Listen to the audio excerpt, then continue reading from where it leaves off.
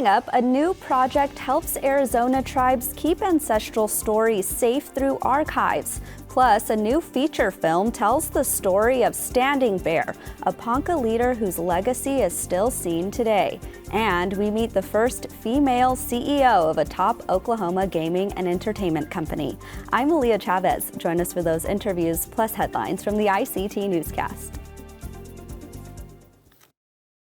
This program is made possible by the Corporation for Public Broadcasting, a private corporation funded by the American people. Arizona State University welcomes 3,500 Indigenous students from Arizona and across the nation. It serves one of the largest populations of Indigenous students among U.S. colleges and universities. We created a sense of place for tribal nations to create futures of their own making through community outreach and research, taught by world-class Indigenous faculty where they see a reflection of themselves and their experiences. Find community at ASU.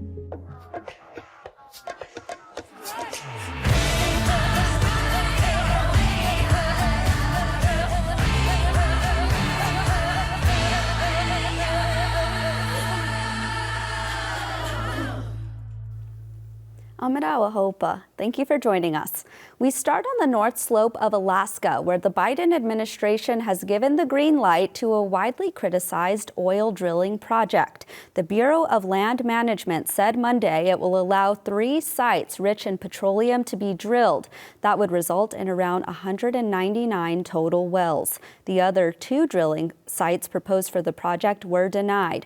Project developer ConocoPhillips called the decision workable and said it is the right decision for Alaska and our nation. This order is one of the most significant since Interior Secretary Deb Haaland has been in office. The order was not signed by Haaland herself, but rather by her deputy Tommy Boudreau, who grew up in Alaska and has a close relationship with state lawmakers. Haaland was notably silent on the project, which she had previously opposed as a New Mexico congresswoman. On Monday, climate activists were outraged that Biden greenlighted the project, saying his climate legacy is at risk. Candy White, a program manager from the Indigenous Environmental Network, spoke to ICT. My heart goes out. I'm starting to get emotional because, there's elders that have fought for so long, and it's like he just shoved them off a cliff. That's what it feels like, because they don't know what it's like to live there. And they're making assumptions that people are going to be okay if you throw some money at it. And money has always been the problem. Some Alaska Native leaders are in favor of the project, including Alaska Representative Mary Peltola. She tweeted, "I campaigned on getting Willow done because I knew we needed it. We must reverse Alaska's economic decline. Today, the Biden administration made the right choice and put real energy progress over absolutism." The Willow project could produce up to 180,000 barrels of oil a day, create up to 2,500 jobs during construction, and generate billions of dollars in royalties for federal, state, and local governments. Monday's announcement is not likely to be the last word, with litigation expected from environmental groups. In Wyoming, new legislation has been signed into law to protect Native children. Last week, Governor Mark Gordon signed a bill that prioritizes the adoptive placement of Native American children with their extended families, members of the child's tribe, or other Native American families. This makes Wyoming the latest state to codify the Indian Child Welfare Act into state law.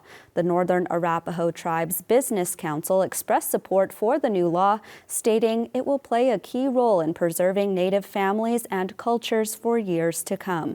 There are similar bills currently pending in other states, including in North Dakota, Montana, and Minnesota. The 40-year-old federal law is currently being challenged in the U.S. Supreme Court, with an expected ruling this spring.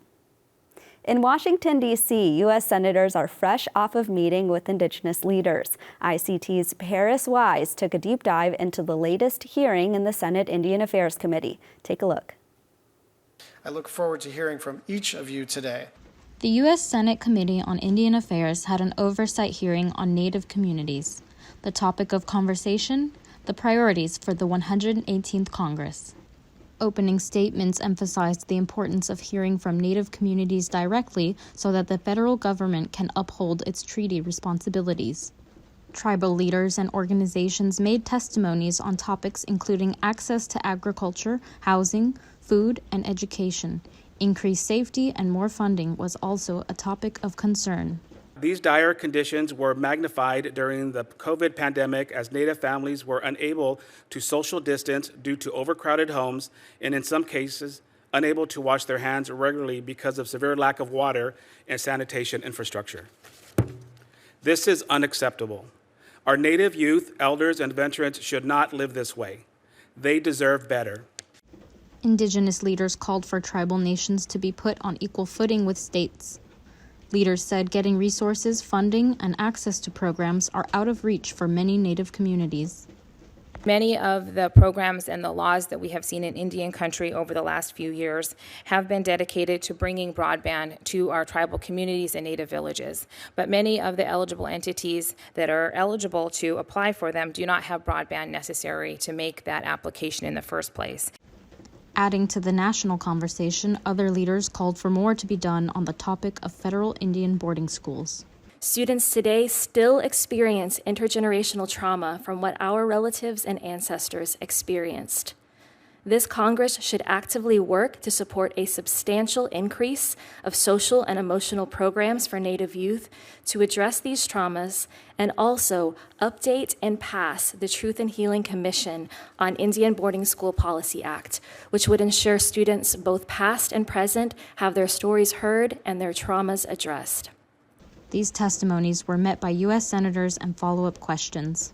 Many said they welcomed recommendations and opportunities for collaboration on upcoming legislation. In Southern California, Paris Wise, ICT News. In Arizona, lawmakers are taking steps to reduce and end violence against Native people. Tribal leaders and Governor Katie Hobbs last week announced the formation of the state's task force on missing and murdered Indigenous people. The task force will collaborate with state, federal, and tribal agencies to address recommendations for action issued by an MMIP study committee. The governor credited Arizona's Indigenous Peoples Caucus in the state legislature for the move. Tribal leaders have long called on the state to act on what it calls an epidemic. Tribal leaders say they are pleased with this step. Staying in Arizona, the legacy of Peterson Zaw is being celebrated days after the tribal and educational leader died. Zaw is largely credited for leading the Navajo Nation out of one of its darkest political eras following a deadly riot incited by the tribe's former chairman, Peter McDonald, a year earlier. He was the last chairman of the Navajo Tribal Council and held that position as the tribe reorganized its government into a three-branch system. It was in 1990 when people elected Zaw as the first president of the Navajo Nation.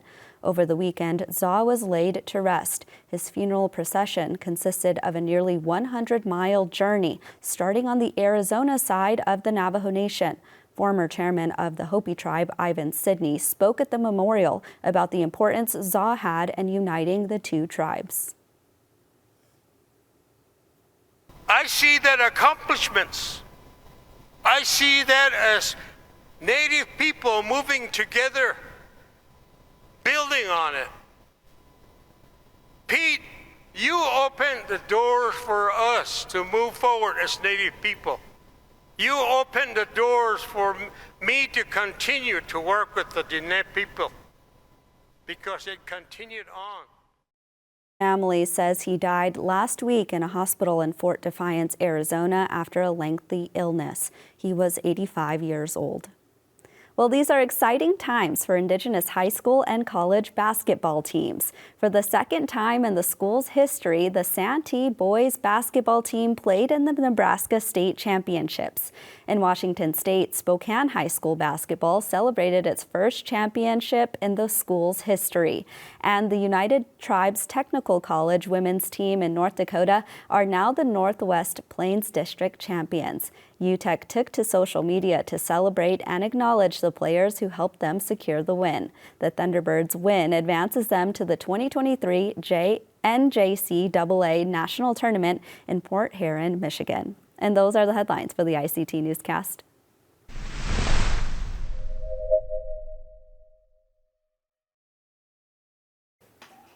A new project at Arizona State University will help to address archives. I have in the studio now Alexander Soto, who's leading the project and will tell us more about it. Hi there, thanks so much for being here. Hello, Skukdash, Anya Napchugi, Alex Soto. So my name is Alex Soto, originally from the Navajo Nation, and so I'm the director at the Labriola National Memory Keeping Data Center.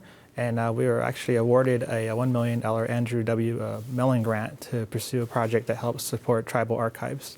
Tell us at a high level what the goal of this project is. Well, this project seeks to really foster reciprocal relationships with tribal communities with archives, because historically archives have been, or the word archives or libraries can be problematic because it's always associated with non-native people, maybe extracting our information and putting it in a museum or some space, gallery space of such.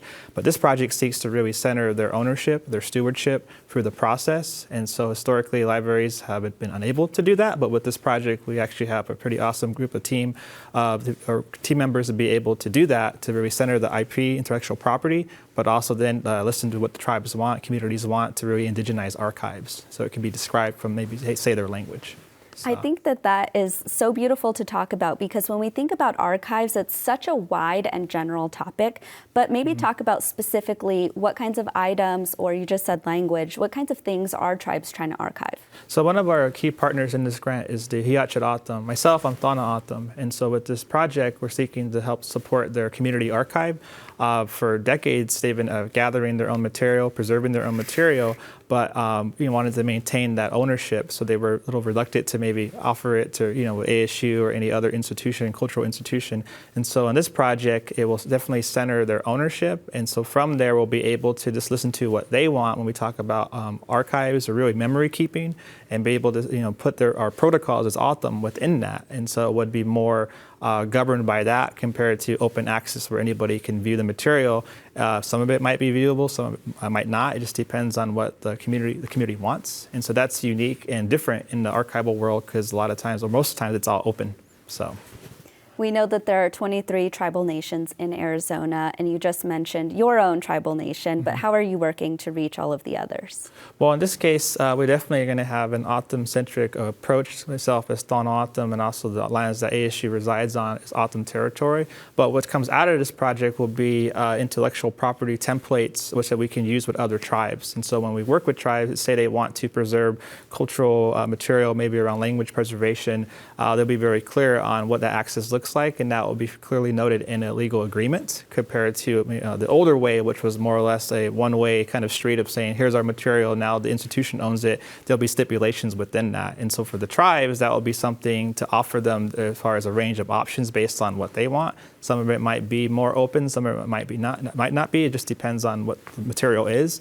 And so for language work, just imagine if you're, say, an O'odham student at ASU, the material could only be restricted to O'odham, or Dene, or Hopi, or Pueblo, or whatever community. And so that's a game changer in a sense. So we'll definitely offer that to all the communities. So I want to talk about what the need is for archives in tribal nations. I imagine that there's not a lot of work that is being done like this, so maybe talk about the need for really needing something like this. Yeah, I mean, just like many other institutions, departments within our communities, capacity is key. And so in the area of librarianship, I will say, we have many tribal librarians and archivists throughout the country, and really Turtle Island, but there's still a small percentage. And so the fact that we have a project like this, it really shows that there's a way to indigenize the librarianship or archives where it meets our own community needs compared to the Western definition of it.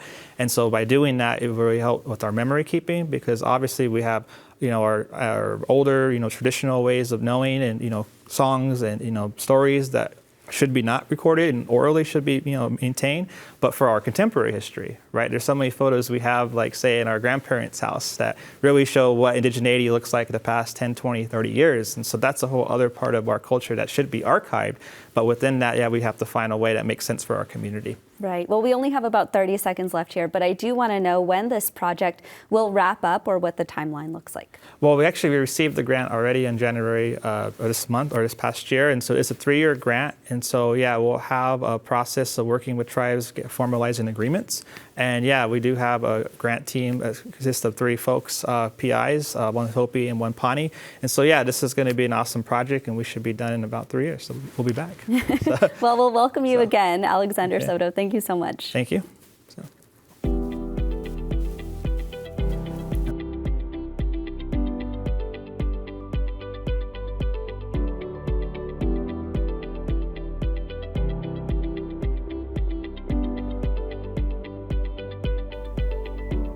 I Am a Man, the true story of Ponca Chief Standing Bear, depicts the 1879 landmark trial of Standing Bear versus the United States of America. It helped establish the rights for all Native Americans to be considered human beings under U.S. law. The upcoming film will be directed by Andrew Troy, who joins us now virtually. Welcome, Andrew. Good to be here. Thank you for having me. Let's just jump right in here. Why is this story important, and how did you first hear about it? Well, it's important because I first, actually, let me go back. I first heard about this through my executive producer, who he and his family ended up buying land that once belonged to the Ponca tribe. And so he, being from Nebraska, brought the story to Los Angeles, where I'm located. And when I read the information about this story, I was just so surprised that I'd never heard about this. And in fact, my father taught Navajos in the 1960s. My uncle wrote books about Native people who lives on the East Coast. None of us had ever heard about this story. And so it's something that's not taught in school. And so when I started getting into the core of what this story is about, I just really felt compelled to take my my years in entertainment and apply it towards something that was meaningful and important to me. So. I want to make sure that our viewers at home are on the same level playing field. So very quickly here, tell us about the legacy of Standing Bear. Well, as you just said at your opening, the legacy of Chief Standing Bear. We've had a few key things that have happened since I took on the project, including a bill was passed by Governor Ricketts, and they did unveil the new Chief Standing Bear statue in Washington, D.C. And that was incredible for us because Chief Standing Bear is the first Native person to ever be inducted into Statuary Hall. And so this story that was, when I started the project, it was mostly a local story. We're now getting national and worldwide attention due to the statue and all of the excitement about this film being created. Andrew, tell us about where you're at in the process of actually making this film. Sure, it's been a long road. I've spent 10 years putting this project together. Spent a large portion of that writing various drafts of the script. I also traveled the country, meeting different tribes, and then at one point, I did meet with the Ponca tribe to let them know that I was making this project. And so, since about 2017, I've had quite a few hearings within the Nebraska legislature, and we've had some unique opportunities and success there. Nebraska doesn't have a state film tax incentive program, so. Working with two of my executive producers, Colby Koash and Burke Haar, both former senators, we came up with a plan to work within the legislature to put some funds together for the project. And so, just in this past year, we've been awarded two grants. One by the Nebraska Film Office. The other is a substantial award. They did give us Governor Ricketts and the entire Nebraska legislature passed a bill that provides us with $5 million towards the production of this film. And the reason why that's important is it's the thing that I love about this bill is it's not about creating the project and telling the story of Chief Standing Bear, but it's also giving us the opportunity to work within North Omaha and to help sort of uplift the community. So what we're going to be taking with these dollars is going to the local community and hiring people and working in an area that pardon me for saying, but of course it's a minority area with Native people, and it's so it's an area that that needs some uplifting and needs opportunities. So I'm just very happy to be able to do that. Well, Andrew, we only have about 20 seconds left here, and I want to put you on the spot. There are a number of actors who could play Chief Standing Bear, but who are some of those actors on your list there? You are putting me on the spot, and I hate to put it out there yet. Can I reserve that for the next interview? Fair. We'll have to welcome you back. Thank you so much for being here. I mean, I can't say there are so many fantastic Native actors right now, and we're really, finally having some opportunities. So it's different than 10 or 20 years ago. There's definitely a lot of people that I'm excited about. Absolutely. Well, Andrew Troy, thank you so much. Thank you.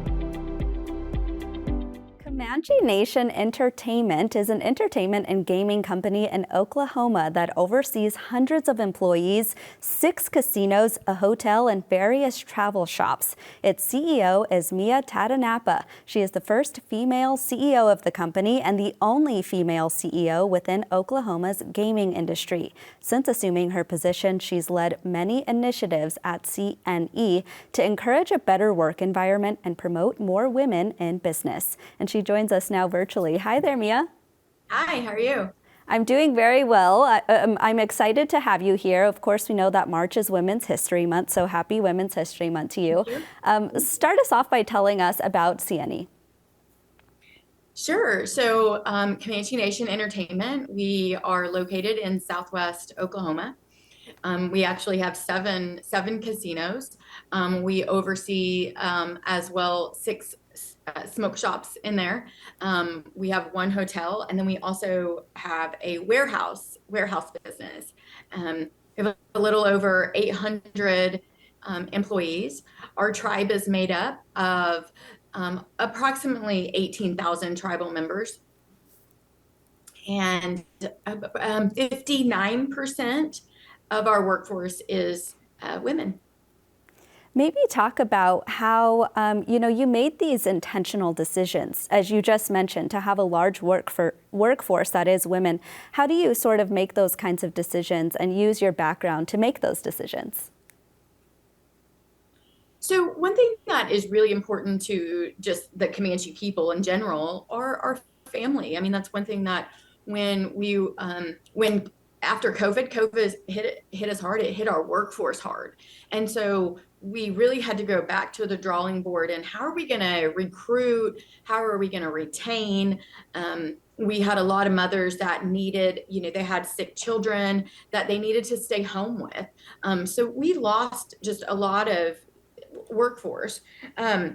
So we went just to the drawing board and really thought about what's important to us. And family is really important to just the Comanche people in general. I mean, our kids are always running around. We have big families.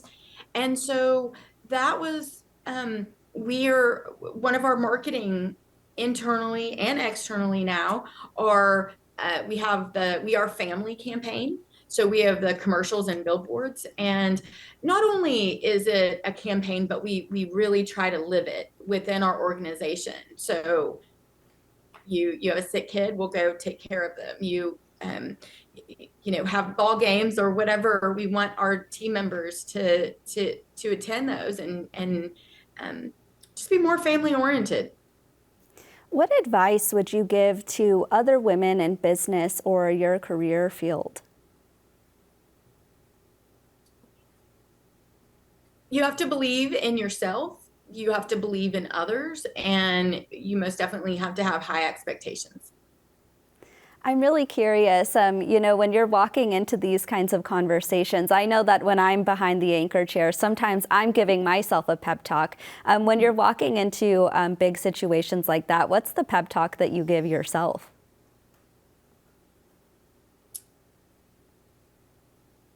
Yeah, that's we're in tribes are doing this for the people. We're doing this for the communities. Our business isn't about, our business is about giving back to the local communities, our elders. We fund so many programs with our gaming dollars. And so it's really important, that we are getting out in the communities. And so just remembering that there's a purpose and there's a why behind what we're doing, and it spans generations, and we're just trying to make it better. So that's probably the most often pep talk of, here's why we're doing what we're doing, and we believe in it. Well, Mia, thank you so much for your time today. And that's a slice of our Indigenous world. For all the latest, visit ictnews.org. From all of us in the newsroom, stay safe, my relatives.